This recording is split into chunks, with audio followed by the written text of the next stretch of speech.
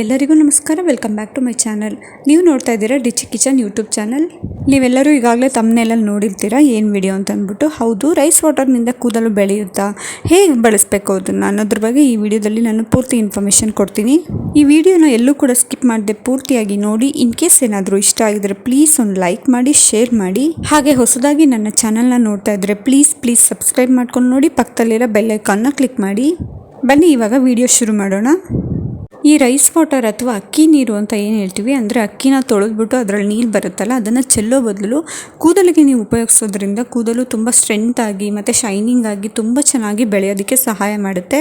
ಜೊತೆಗೆ dandruff remove ಮಾಡುತ್ತೆ ಮತ್ತು ಕೂದಲಲ್ಲಿ ಏನಾದರೂ ಸ್ಪ್ಲಿಟ್ ಎಂಡ್ಸ್ ಇದ್ದರೆ ಅದನ್ನು ಕಮ್ಮಿ ಮಾಡೋದಕ್ಕೆ ಸಹಾಯ ಮಾಡುತ್ತೆ. ತುಂಬ ಚೆನ್ನಾಗಿ ಕೂದಲು ದಪ್ಪವಾಗಿ ಬೆಳೆಯೋದಕ್ಕೆ ಸಹಾಯ ಮಾಡುತ್ತೆ. ಅಕಸ್ಮಾತ್ ಏನಾದರೂ ಸ್ವಲ್ಪ ಮುಂದ್ಗಡೆ ಹಣೆ ಹತ್ರ ಏನಾದರೂ ಕೂದಲು ಕಮ್ಮಿ ಇದ್ದರೆ ಅದಕ್ಕೆ ಬೇಬಿ ಹೇರ್ಸ್ ಬೆಳೆಯೋದಕ್ಕೂ ಕೂಡ ಸಹಾಯ ಮಾಡುತ್ತೆ ಈ ರೈಸ್ ವಾಟರ್.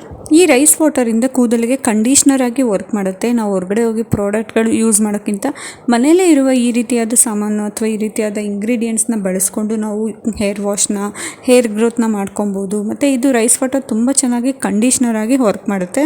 ಜೊತೆಗೆ ಇದು ಕೂದಲು ಉದುರೋದನ್ನ ತಡೆಗಟ್ಟಿ ಉದ್ದ ಕೂದಲು ಬೆಳೆಯೋದಕ್ಕೆ ಸಹಾಯ ಮಾಡುತ್ತೆ. ನಮ್ಮದು ಅಕಸ್ಮಾತ್ ಇವಾಗ ಕೆಲವ್ರಿಗೆ ಬುಡದಿಂದ ತಲೆಯಿಂದ ಪೂರ್ತಿ ದಪ್ಪವಾಗಿ ಕೂದಲಿದ್ದು ಕೆಳಗಡೆ ಲೆಂತಲ್ಲಿ ತುದಿಲಿ ಸ್ವಲ್ಪ ತೆಳ್ಳಗಿರುತ್ತಲ್ಲ, ಅಂಥ ಕೂದಲಿಗೆ ತುಂಬ ಚೆನ್ನಾಗಿ ಬೆಳೆಯೋದಕ್ಕೆ ಈ ರೈಸ್ ವಾಟರ್ ಸಹಾಯ ಮಾಡುತ್ತೆ.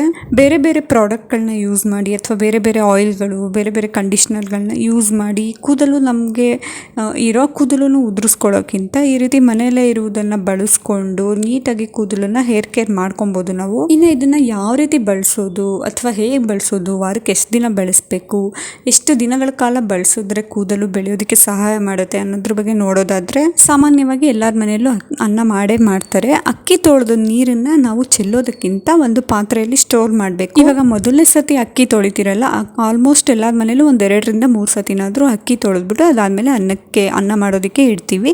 ಆದರೆ ಮೊದಲನೇ ಸತಿ ಅಕ್ಕಿನ ತೊಳಿತೀವಿ ನೋಡಿ, ಆ ಮೊದಲನೇ ಸತಿ ತೊಳೆದಿದ್ದ ನೀರನ್ನು ಸ್ಟೋರ್ ಮಾಡಿಡಬೇಕು. ಒಂದು 2ರಿಂದ 3 ಅವರ್ ಹಾಗೆ ಸ್ಟೋರ್ ಮಾಡಿಡಿ. ಅಥವಾ ಓವರ್ ನೈಟ್ ನೀವು ನೈಟ್ ರೈಸ್ ಮಾಡೋದಿದ್ರೆ ಆ ನೀರನ್ನು ಹಾಗೆ ಸ್ಟೋರ್ ಮಾಡಿಬಿಟ್ಟು ಮಾರ್ನಿಂಗ್ ಕೂಡ ಯೂಸ್ ಮಾಡ್ಬೋದು. ನೆಕ್ಸ್ಟ್ ಡೇ ನೀವು ಲಾಸ್ಟ್ ನೈಟು ನೀಟಾಗಿ ಅಕ್ಕಿನ ತೊಳೆದು ಆ ನೀರನ್ನ ಸ್ಟೋರ್ ಮಾಡಿರ್ತೀರಿ. ಅದಾದಮೇಲೆ ನೆಕ್ಸ್ಟ್ ಡೇ ಮಾರ್ನಿಂಗು ನೀವು ಹೇರ್ ವಾಶ್ ಮಾಡ್ತೀರಲ್ಲ, ಆ ದಿನ ನೀವು ಈ ರೈಸ್ ವಾಟರ್ನ ಯೂಸ್ ಮಾಡ್ಬೋದು. ನೀವು ಹೇರ್ ವಾಶ್ ಆದಮೇಲೆ ಕೊನೆಯಲ್ಲಿ ಬರೋವಾಗ ಇದನ್ನು ಕೂದಲು ನೆತ್ತಿಯಿಂದ ಹಿಡಿದು ಕೂದಲು ಲೆಂತ್ ತನಕ ಎಲ್ಲಿ ತನಕ ಇರುತ್ತೋ ಅಲ್ಲಿ ತನಕನೂ ಈ ರೈಸ್ ವಾಟರ್ನ ಯೂಸ್ ಮಾಡಿ ಒಂದು 10ರಿಂದ 15 ನಿಮಿಷ ಮಸಾಜ್ ಮಾಡಿ ಅದಾದಮೇಲೆ ನೀಟಾಗಿ ಹೇರ್ ವಾಶ್ ಮಾಡಿ ಅದಾದಮೇಲೆ ಕೂದಲನ್ನು ಮಾಮೂಲಿಯಾಗಿ ಡ್ರೈ ಮಾಡ್ಕೊಳ್ಳಿ. ನೀವು ಶಾಂಪು ಬಳಸಿದಾದ್ಮೇಲೆ ಕಂಡೀಷ್ನರ್ ಬಳಸ್ತೀರಲ್ಲ, ಆ ಕಂಡೀಷ್ನರ್ ಬದಲಿಗೆ ಈ ರೈಸ್ ವಾಟರ್ನ ಬಳಸಿ ತುಂಬ ಚೆನ್ನಾಗಿ ಕೂದಲು ಬೆಳೆಯೋದಕ್ಕೆ ಸಹಾಯ ಮಾಡುತ್ತೆ.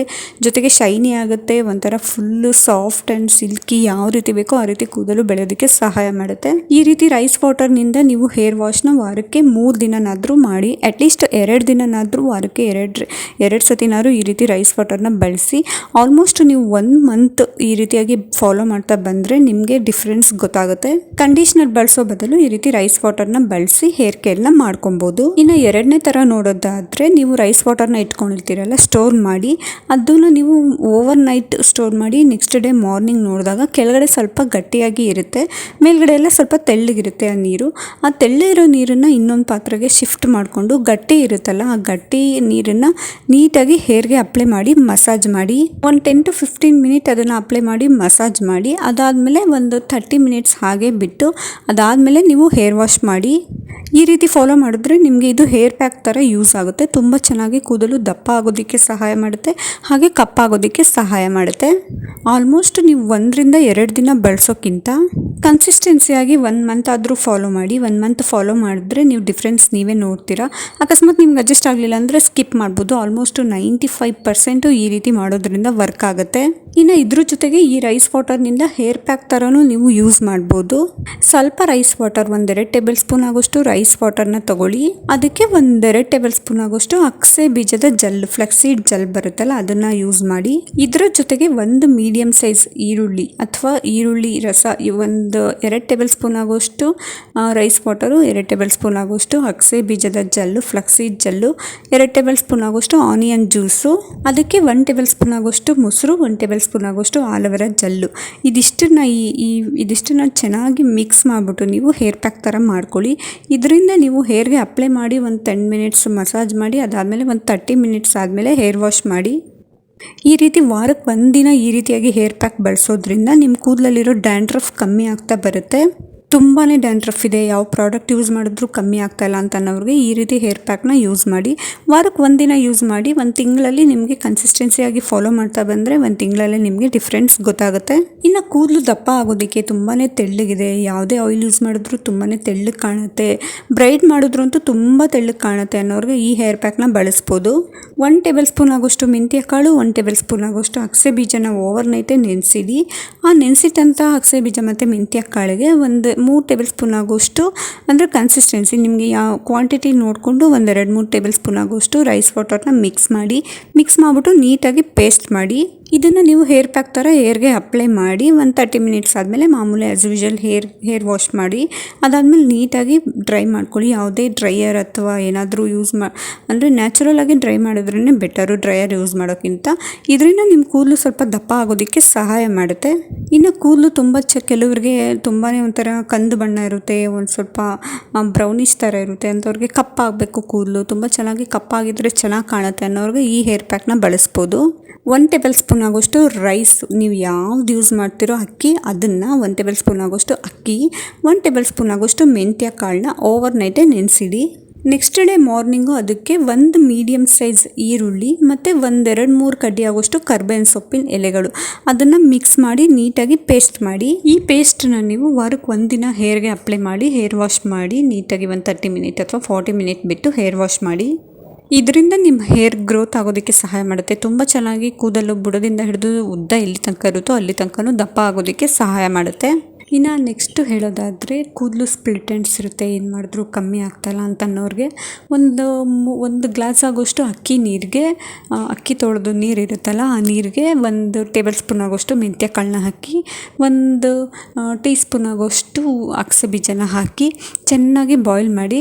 ಅದು ಬಾಯ್ಲ್ ಮಾಡುವಾಗಲೇ ಅದ್ರ ಜೊತೆಗೆ ನೀವು ಒಂದೇ ಒಂದು ಮೀಡಿಯಮ್ ಸೈಜ್ ಆಗೋಷ್ಟು ಆಲ್ಮೋಸ್ಟ್ ಬೆಟರ್ ನೆಲ್ಲಿಕಾಯಿ ಎಲ್ಲ ಮಾರ್ಕೆಟ್ಗಳಲ್ಲೂ ಸಿಗುತ್ತೆ, ಅದನ್ನು ನೀಟಾಗಿ ಕಟ್ ಮಾಡಿಬಿಟ್ಟು ಅದನ್ನು ಕೂಡ ಸೇರಿಸಿ ಅದ್ರ ಜೊತೆಗೆ 1 ಕಡ್ಡಿ ಕರ್ಬೇವಿನ ಸೊಪ್ಪನ್ನು ಸೇರಿಸ್ಬಿಟ್ಟು ನೀಟಾಗಿ ಚೆನ್ನಾಗಿ ಕುದಿಸ್ಕೊಳ್ಳಿ. ಅದು ಸ್ವಲ್ಪ ಜೆಲ್ಲಾಗಿ ಕನ್ವರ್ಟ್ ಆಗುತ್ತೆ, ನಿಮಗೆ ಗೊತ್ತಾಗುತ್ತೆ. ಅಲ್ಲಿ ತನಕ ಕಲರ್ ಚೇಂಜ್ ಆಗುತ್ತೆ, ಅಲ್ಲಿ ತನಕನೂ ಚೆನ್ನಾಗಿ ಕುದಿಸ್ಕೊಳ್ಳಿ. ಅದನ್ನು ಇಮ್ಮಿಡಿಯೇಟು ಶಿಫ್ಟ್ ಮಾಡಿ. ನೀವು ಫಿಲ್ಟರ್ ಮಾಡಿಟ್ಕೊಂಡಿದ್ದು ವಾಟರ್ನ ಕಂಪ್ಲೀಟಾಗಿ ತಣ್ಣಗಾಗಬೇಕು, ಅದು ಕಂಪ್ಲೀಟಾಗಿ ಕೂಲ್ ಆಗೋದಕ್ಕೆ ಬಿಡಿ 10 ಮಿನಿಟ್ಸು. ಅದಾದಮೇಲೆ ಈ ವಾಟರ್ನ ನೀವು ಹೇರ್ ವಾಶ್ ಆದಮೇಲೆ ಇದನ್ನು ವಾಟರ್ನ ಅಪ್ಲೈ ಮಾಡಿ ನೀಟಾಗಿ ಮಸಾಜ್ ಮಾಡಿ 10 ಮಿನಿಟ್ಸು. ಅದಾದಮೇಲೆ ಹೇರ್ ವಾಶ್ ಮಾಡ್ಕೊಂಡು ಬನ್ನಿ. ಇದರಿಂದ ನಿಮ್ಮ ಕೂದಲು ಸ್ಪ್ಲಿಟ್ ಎಂಡ್ಸು ಕಡಿಮೆ ಆಗ್ತಾ ಬರುತ್ತೆ. ಇನ್ನು ನಾನು ಮೊದಲೇ ಹೇಳಿದಾಗೆ ನೀವು ಇದೆಲ್ಲ ಮಾಡೋದಕ್ಕೆ ಕಷ್ಟ ಆಗುತ್ತೆ, ಇದೆಲ್ಲ ಮಾಡೋದಕ್ಕೆ ಟೈಮ್ ಇರೋದಿಲ್ಲ, ನಮಗೆ ಬ್ಯುಸಿ ಇರುತ್ತೆ ಅನ್ನೋದಾದರೆ ಬರೀ ರೈಸ್ ವಾಟ್ರನ್ನು ಕೂಡ ಬಳಸ್ಬೋದು ನೀವು. ಎಲ್ಲರ ಮನೇಲೂ ಆಲ್ಮೋಸ್ಟು ಅಕ್ಕಿನ ತೊಳೆದು ಅನ್ನ ಮಾಡ್ತಾರೆ. ಅಕ್ಕಿನ ತೊಳೆದಿದ್ದು ನೀರನ್ನ ಚೆಲ್ಲೋ ಬದಲು ಒಂದು ಸ್ಟೋರ್ ಬಾಕ್ಸಲ್ಲಿ ಸ್ಟೋರ್ ಮಾಡ್ತಾ ಬನ್ನಿ. ಡೈಲಿ ಒಂದೇ ಸ್ಟೋರ್ ಬಾಕ್ಸಿಗೆ ಸ್ಟೋರ್ ಮಾಡ್ತಾ ಬನ್ನಿ. ಅದಾದಮೇಲೆ ನೀವು ಯಾವಾಗ ಹೇರ್ ವಾಶ್ ಮಾಡ್ತೀರೋ ಆವಾಗ ನಿಮ್ಮ ಹೇರ್ ಕ್ವಾಂಟಿಟಿ ನೋಡಿಕೊಂಡು ಸ್ವಲ್ಪನೇ ರೈಸ್ ವಾಟರ್ನ ಯೂಸ್ ಮಾಡಿಕೊಂಡು ಕೊನೆಯಲ್ಲಿ ಬರೋವಾಗ ಇದನ್ನು ರೈಸ್ ವಾಟರ್ನ ಅಪ್ಲೈ ಮಾಡಿ ಮಸಾಜ್ ಮಾಡಿ ಅದಾದಮೇಲೆ ಹೇರ್ ವಾಶ್ ಮಾಡ್ಕೊಂಡು ಬನ್ನಿ. ಇದರಿಂದ ಕೂಡ ನಿಮ್ಮ ಹೇರ್ ಗ್ರೋತು ತುಂಬಾ ಚೆನ್ನಾಗಾಗುತ್ತೆ, ಹೇರು ದಪ್ಪ ಆಗೋದಕ್ಕೆ ಸಹಾಯ ಮಾಡುತ್ತೆ, ಸ್ಪ್ಲಿಟ್ ಎಂಡ್ಸ್ ಕಡಿಮೆ ಮಾಡೋದಕ್ಕೆ ಸಹಾಯ ಮಾಡುತ್ತೆ. ಈ ರೀತಿ ರೈಸ್ ವಾಟರ್ನಿಂದ ನೀವು ಅಟ್ಲೀಸ್ಟ್ ವಾರಕ್ಕೆ 2 ದಿನನಾದರೂ ರೈಸ್ ವಾಟರ್ನಿಂದ ಹೇರ್ ವಾಶ್ ಮಾಡ್ತಾ ಬನ್ನಿ. ಖಂಡಿತವಾಗ್ಲೂ ಒಂದೇ ತಿಂಗಳಲ್ಲಿ ಡಿಫ್ರೆನ್ಸ್ ಗೊತ್ತಾಗುತ್ತೆ. ಈ ರೀತಿ ರೈಸ್ ವಾಟರ್ನ ಯೂಸ್ ಮಾಡಿ ಹೇರ್ ವಾಶ್ ಮಾಡೋದ್ರ ಜೊತೆಗೆ ನೀವು ಹೇರ್ ಕೇರ್ ಮಾಡೋದು ಕೂಡ ತುಂಬ ಇಂಪಾರ್ಟೆಂಟ್ ಆಗುತ್ತೆ. ಚೆನ್ನಾಗಿ ನೀರು ಕುಡಿಬೇಕು, ಚೆನ್ನಾಗಿ ಫುಡ್ ತೊಗೋಬೇಕು. ಎಷ್ಟು ಹೆಲ್ದಿಯಾಗಿ ಊಟ ಮಾಡ್ತೀವೋ ಅಷ್ಟು ಹೆಲ್ದಿಯಾಗಿರುತ್ತೆ, ನಮ್ಮ ಹೇರ್ ಗ್ರೋತ್ ಕೂಡ ಹೆಲ್ದಿಯಾಗಿರುತ್ತೆ, ಆಮೇಲೆ ಸ್ಕಿನ್ ಕೇರ್ ಕೂಡ ತುಂಬ ಚೆನ್ನಾಗಿ ಆಗುತ್ತೆ. ಇದರ ಜೊತೆಗೆ ಯಾವುದೇ ಸ್ಟ್ರೆಸ್ ಇಲ್ಲದೆ ಆರಾಮಾಗಿ ಚೆನ್ನಾಗಿ ನಿದ್ದೆ ಮಾಡಿ, ಚೆನ್ನಾಗಿ ನೀರು ಕುಡೀರಿ, ಚೆನ್ನಾಗಿ ಊಟ ಮಾಡಿ. ಮತ್ತು ನೈಟ್ ಹೊತ್ತು ಮಲ್ಕೊಳ್ಳುವಾಗ ಆದಷ್ಟು ಹೇರ್ನ ನೀವು ಬ್ರೈಡ್ ಯೂಸ್ ಮಾಡಿ ನೈಟ್ ಕೇರ್ ಮಾಡ್ಕೊಳ್ಳಿ. ಇನ್ನು ಇದಾಗಿತ್ತು ಇವತ್ತಿನ ರೈಸ್ ವಾಟರ್ ಬಗೆಗಿನ ಒಂದಷ್ಟು ಇನ್ಫಾರ್ಮೇಷನ್. ನನಗೆ ಗೊತ್ತಿರೋಷ್ಟು ನಾನು ನಿಮ್ಮ ಜೊತೆ ಶೇರ್ ಮಾಡಿದ್ದೀನಿ. ಈ ವಿಡಿಯೋನ ಪೂರ್ತಿಯಾಗಿ ನೋಡಿ. ಇನ್ ಕೇಸ್ ಏನಾದರೂ ಇಷ್ಟ ಆಗಿದ್ರೆ ಪ್ಲೀಸ್ ಒಂದು ಲೈಕ್ ಮಾಡಿ. ಹಾಗೆ ನನ್ನ ಚಾನಲ್ನ ಸಬ್ಸ್ಕ್ರೈಬ್ ಮಾಡ್ಕೊಂಡಿಲ್ಲ ಅಂದರೆ ಪ್ಲೀಸ್ ಸಬ್ಸ್ಕ್ರೈಬ್ ಮಾಡ್ಕೊಂಡು ನೋಡಿ. Thank you for watching.